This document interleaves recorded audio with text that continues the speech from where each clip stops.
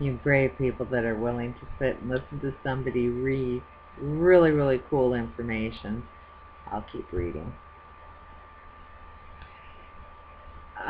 It is recognized that each school of thought has made a distinct contribution to the unfolding of our understanding of consciousness.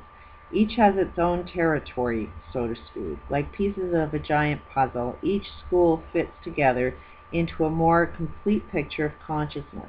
To chart these, each quadrant of the chart, entitled Mechanisms and Procedures of Consciousness, has its own adherents. For example, Quadrant 1, Parallel Worlds, is claimed by the schools 2, 9, and 12. Quadrant 2, the potential self. Okay, this next part goes with the chart, that unless you see the chart, it's not going to make any sense. So I'm going to skip through that page because it just is just describing that chart, and it's all numbers because that chart is all numbers, so it's referring to numbers, so you won't understand it unless you have your own book, which go to holodynamics.com and purchase your own books. The guy should be paid for the work that he's done, but there's a lot of people that need this information that are kind of broke, kind of lost their house, kind of, so that's why I'm reading it. But there is a little bit more at the end of this chapter, so I'll read that. I may have overlooked some aspects of each theory, since language and terminology is often lacking in the real essence of what is taking place. It is difficult to know what is real meant by specific content within any school of thought. Without years of immersion in that way of life, In this case, I apologize for any who can take offense to the above classifications. It's not meant to represent an absolute reality. In fact, these are new sciences indicated that there is no absolute reality waiting to be discovered. The universe reflects itself as the living dynamic being that responds to us and interacts with everything, creating itself as it goes along. The above classifications process is a preliminary test sample, an attempt on my part to show how various schools of thought have contributed to the overall view of consciousness that is presented in the book and is evident in the world. What is presented in this paper may only be a reflection of what is out there, so if you have additional information about a school of thought or about the chart that follows, please contact me. The information on how to best accomplish this is included at the end of this text. Within the combined perspective of all of the above schools of thought regarding consciousness, the most neglected aspect among therapists are those that are hyperspatial, such as parallel worlds, the implicit order, quantum potential fields, and the full potential self. Therapists who generally neglect collective consciousness, few tools are offered to help identify or transform collective pathologies.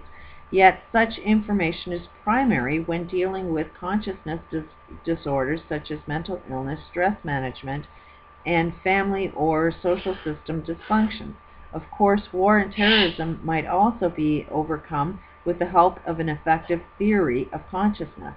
The professions of psychiatry, individual psychology, or social psychology are, for the time being, deeply rooted in the assumption that reality must be physical and linear in a manifested sense. In other words, for them, nothing exists faster than the speed of light. It is one of those premises that have been disproven over and over, but the new information has not, until now, been applied in a comprehensive way to mental health. So because of their limited view of consciousness, the keepers of the public trust for mental health have become, in part, the keepers of mental illness. That's why you're not hearing the truth, is the medical world is the keeper of mental health, or a mental illness, not mental health. They want you sick because they profit off it. As horrifying as this thought may seem, I am reminded that linear thinking cannot contain reality, and this is just one more example of that fact. Thus, we, like society we serve, now turn to a more quantum view and explore wave dimensions of consciousness. Now we're on to another chapter. I gotta just lower this so I can keep track of time. The wave shape of consciousness. The wave shape of consciousness is found in a different dimension from that of linear thinking. It is found in the study of quantum computers, artificial intelligence, and potential probabilities of information systems. Quantum computers and artificial intelligence. One of the most interesting aspects of consciousness is the development of a manufactured or artificial intelligence, AI for short. Perhaps the most promising attempt to create artificial intelligence can be taken from efforts to develop a quantum computer using simultaneous states or superpositions. In 2001, Ron Blue and I wrote an article on this model in which three simultaneous states occurred at the same time. Since this article outlines some of the basis of wave dynamics of consciousness, I've included it in this text. Ron points out that quantum computers are like the shepherd of a flock of sheep. Some of the sheep are black, some white, and the shepherd can see the difference while watching the general motion of the entire flock. There are three simultaneous states of being involved: the black sheep, the white sheep, and the shepherd.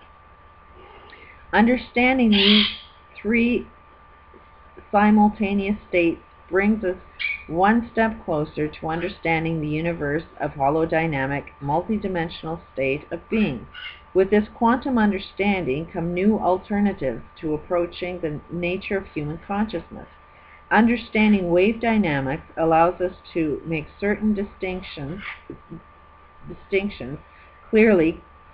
clearer, giving us more clarity about our own consciousness and providing a whole array of new tools for making a difference in our individual and collective states of consciousness. I would like to explore the principles underlining some of the work on quantum computers and artificial intelligence and apply this information to individual and collective consciousness. When we look at this from a holodynamic point of view, we can see a possible future in which every problem facing the human race can be solved. In traditional or classical computer models, a single electron is used to store information according to the direction of its spin around the nucleus of the atom. One direction is labeled plus, the other minus or zero, and these directions are used in a bipolar position to one another. One represents on, the other off position for information storage. When this polarized view is applied to the human condition, life is seen as a complex interaction of polarized games. Games of good and evil, for example, or male and female, or represented as positive or negative.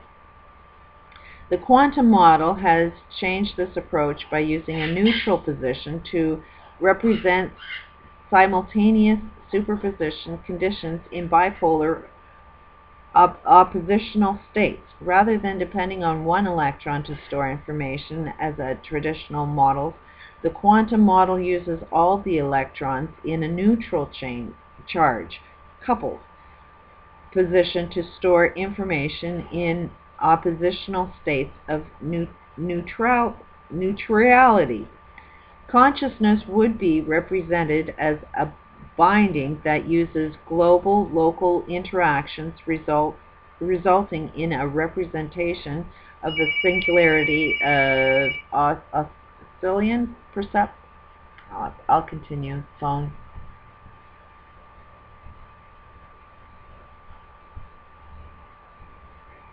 So yeah, the phone stops.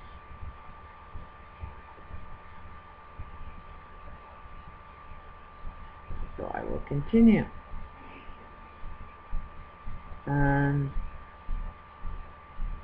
Global local interactions resulting in a representation of a singularity of a Thalian perceptron. In other words, the entire flock of sheep, both black and white, is viewed as a flock made up of different types of sheep. This model has some interesting applications to the field of consciousness studies and provides some revealing bridge information in the apparent gap between current computer designs, artificial intelligence that can more closely simulate human consciousness and perhaps consciousness itself. For example, it is the superposition that composes a quantum, holodynamic view of reality. Everything is made of information, and all information is interconnected. One finds it adventurous to be able to take a superposition and view the whole dynamic. From this view, nature is manifesting intelligence in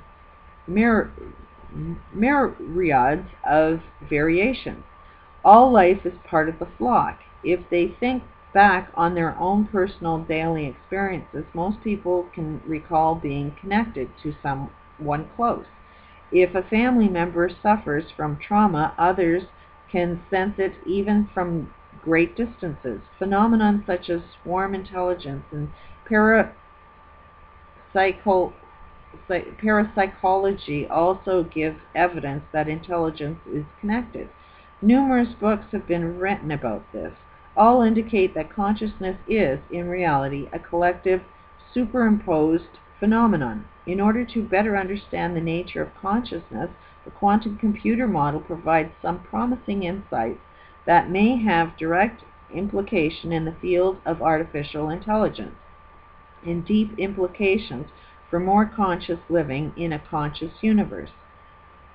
For example, conventional quantum mechanics demonstrates that using the particle nature of electrons and their spin characteristics can be used to represent bits of information. This is done by using the spin of an electron and changing it from one spin direction to the opposite spin to represent one bit of on or off. At the same time, it is well known that electrons simultaneously possess the qualities of wave and particle. This simultaneous state is referred to as a superposition, in which electrons exist only as potential until given form. It is this giving of form that holds the keys to consciousness. The giving of form takes place from the superposition. What gives the form to electrons? What causes the direction of the spin? What causes the particle or wave form of an electron? Whatever it is the creator of matter, life, and consciousness. The possible use of superposition is recognized within the computer industry. It holds great potential in the search for artificial intelligence. It also holds great potential in the understanding of human consciousness. Superposition is on-off at the same time. The quantum mechanics, for example, light is quantumized in packets or jumps of energy. Electrons are also quantized into orbital positions around neutral atoms. Quanta energy is released in bundles, and these bundles can be collectively added to and subtracted from to provide a mean-sum combination of quanta energy. This usually results in the normal distribution curve or probability curve. A coin, for example, has a reasonable probability when thrown in the air of landing either on its head or tail. Many coins thrown concurrently will generate a unique pattern forming a normal curve of distribution.